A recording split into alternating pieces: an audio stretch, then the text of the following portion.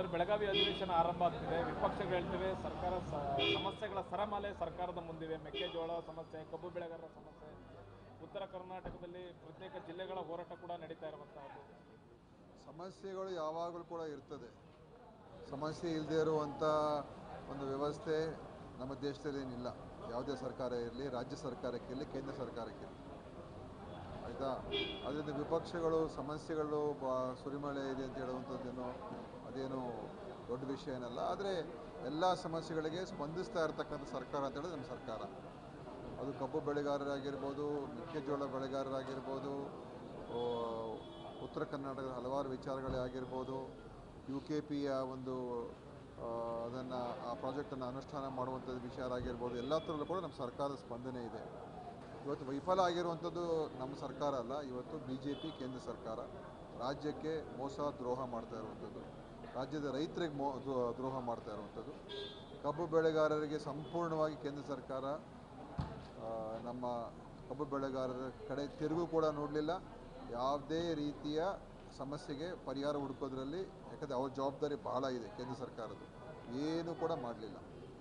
ಅದೇ ರೀತಿ ಮೆಕ್ಕೆಜೋಳ ಈಗ ಇದ್ರ ಬಗ್ಗೆನೂ ಕೂಡ ಸಂಪೂರ್ಣವಾಗಿ ಕೇಂದ್ರ ಸರ್ಕಾರ ಇವತ್ತು ಕೈಚಲ್ಲಿ ಕೂತ್ಕೊಂಡಿದೆ. ಏನನ್ನು ಕೂಡ ಮಾಡೋದಕ್ಕೆ ತಯಾರಾಗಿಲ್ಲ. MSPಯಲ್ಲೂ ಕೂಡ ಬೆಂಬಲ ಬೆಲೆ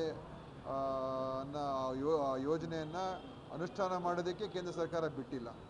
ಮತ್ತು ಏನಕ್ಕೋಸ್ಕರ ಈ ಕೇಂದ್ರ ಸರ್ಕಾರ ಇದೆ? ಈ ವಿರೋಧ ಪಕ್ಷದವರು, BJPಯ ಮುಖಂಡರುಗಳು ಮತ್ತು ಕುಮಾರಸ್ವಾಮಿಯವರು ಎಲ್ಲ ಮಂತ್ರಿಗಳಾಗಿ ಎಲ್ಲೆಲ್ಲ ಕೂತ್ಕೊಂಡಿದ್ದಾರೆ. ಆದರೆ ಈ ರಾಜ್ಯದ ಜನರ ಪರವಾಗಿ ಏನು ಮಾಡ್ತಾ ಇದ್ದಾರೆ?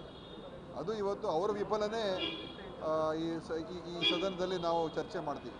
ಕೇಂದ್ರದ ಮಲ್ತಾಯಿ ಧೋರಣೆ, ಕೇಂದ್ರ ಸರ್ಕಾರ ಮಾಡ್ತಾ ಇರ್ತಕ್ಕಂಥ ಅನ್ಯಾಯ ಮತ್ತು ಇವತ್ತಿನ ವಿರೋಧ ಪಕ್ಷದ ವೈಫಲ್ಯತೆಯನ್ನು ಈ ಒಂದು ಸದನ ಚರ್ಚೆ ಆಗ್ತದೆ. ಅದ್ರ ಜೊತೆಗೆ ಸರ್, ಏನಂದರೆ ಉತ್ತರ ಕರ್ನಾಟಕದಲ್ಲಿ ಏನು MRP ಇದು ರೇಟ್ ಬೇಕಾಗಿರುತ್ತೆ, ನಿಗದಿತ ಬೆಲೆಗೆ ಒಂದು ಸ್ಪಂದಿಸೋ ಅಂಗಡಿಗಳು ಬೇಕಾಗಿದೆ, ಅದೇನೋ ಕೂಡ ಓಪನ್ ಆಗ್ತಿಲ್ಲ ಅಂತ ರೈತರದ್ದು ಸರ್ MSP ಇದೆ ಸರ್.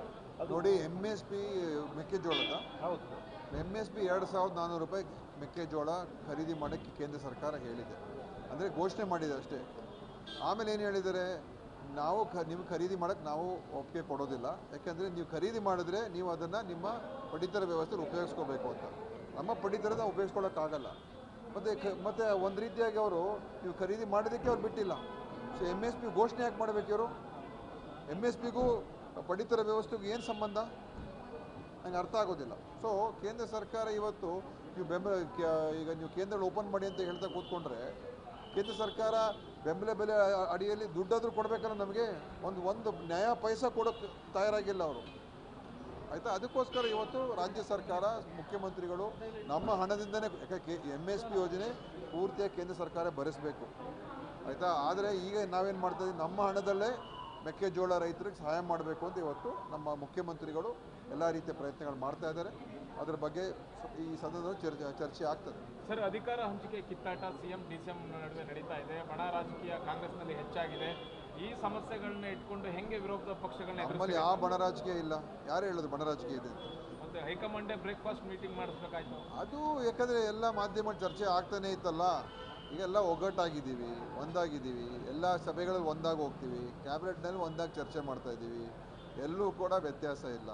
ಮತ್ತು ನಮ್ಮಲ್ಲಿ ಸ್ಪಷ್ಟವಾದಂಥ ಒಂದು ವಿಚಾರ ಏನಂತ ಹೇಳಿದ್ರೆ, ಕೇಂದ್ರಕ್ಕೆ ನಮ್ಮ ಪಕ್ಷದ ಹೈಕಮಾಂಡ್ ಪ್ರಕಾರ ನಾವು ನಡೀತೀವಿ ಅಂತ ಹೇಳಿದ ಮೇಲೆ ಯಾವುದೇ ಗೊಂದಲ ಇಲ್ಲ, ಯಾವುದೇ ಸಮಸ್ಯೆ ಇಲ್ಲ. ಇವತ್ತು ಅದಕ್ಕೆ ನಮ್ಮ ಪಕ್ಷದಲ್ಲಿ ಬಣಗಳೂ ಇಲ್ಲ, ಭಿನ್ನಮತನೂ ಇಲ್ಲ. ಉತ್ತರ ಕರ್ನಾಟಕ ಬಗ್ಗೆ ಚರ್ಚೆನೇ ಆಗ್ತಾ ಇಲ್ಲ. ಆಗಬೇಕು, ಅದೇ ನಾವು ಹೇಳೋದು, ಚರ್ಚೆ ಆಗಬೇಕು. ಆ ಚರ್ಚೆ ಆದಮೇಲೆ ಗೊತ್ತಾಗುತ್ತೆ ಎಷ್ಟು ಮಟ್ಟಿಗೆ BJPಯವರು ನಮ್ಮ ರಾಜ್ಯಕ್ಕೆ ಮೋಸ ಮಾಡ್ತಾ ಇದ್ದಾರೆ ಅಂತ. ಚರ್ಚೆ ಆದ್ರೇ ಗೊತ್ತಾಗ್ತದೆ. ಸರಿ, ಅವಿಶ್ವಾಸ ನಿರ್ಣಯವನ್ನು ಮಂಡಿಸ್ತೀವಿ ಅಂತ BJP ಹೇಳ್ತಾರೆ. ಯಾಕಂದರೆ ಸರ್ಕಾರದಲ್ಲಿ ಒಬ್ರಿಗೊಬ್ರಿಗೆ ವಿಶ್ವಾಸ ಇಲ್ಲ, ಸಚಿವರುಗಳು ಬಣ ಆಗಿದೆ. ಹಾಗಾಗಿ ಅವ್ರು ಏನಾದರೂ ಅವಿಶ್ವಾಸ ಮಂಡಿಸಿದ್ರೆ ಅದು ಯಾಕೆ ಮಂಡಿಸ್ತಾರೆ ಅಂತೇಳಿ ಒಂದು ಚರ್ಚೆ ಮಾಡೋಕ್ಕೆ ಅವಕಾಶ ಸಿಗ್ಬೋದು ಅಂತ ಮಂಡಿಸ್ಬೋದು ಅಷ್ಟೇ. ಇಲ್ಲದೆ ಹೋದರೆ ಇನ್ನು ಬೇರೆ ಏನು ಕೂಡ ಅದರಿಂದ ಸಾಧನೆ ಮಾಡೋದಕ್ಕೆ ಏನೇನು ಕೂಡ ಇಲ್ಲ. ನಮ್ಮಲ್ಲಿ 1% ಕೂಡ ನಾವಲ್ಲಿ ಹಂಗೆ ನೋಡೋಕೆ ಹೋದರೆ ಅವ್ರ ಪಕ್ಷದಲ್ಲೇ ಬೇಕಾದಷ್ಟು ಭಿನ್ನಾಭಿಪ್ರಾಯಗಳಿದೆ, ಆಯಿತಾ. ಅಶೋಕ್ ಅವ್ರನ್ನ ತೆಗಿಬೇಕು ಅಂತ ಒಂದು ಗುಂಪಿದೆ, ವಿಜಯೇಂದ್ರನ ತೆಗಿಬೇಕು ಅಂತ ಇನ್ನೊಂದು ಗುಂಪಿದೆ, ಆಯಿತಾ. ಅವರಲ್ಲಿ ಒಣ ರಾಜಕೀಯ, ಬಣ ರಾಜಕೀಯ ಎಲ್ಲ ನಡೀತಾ ಉಂಟು.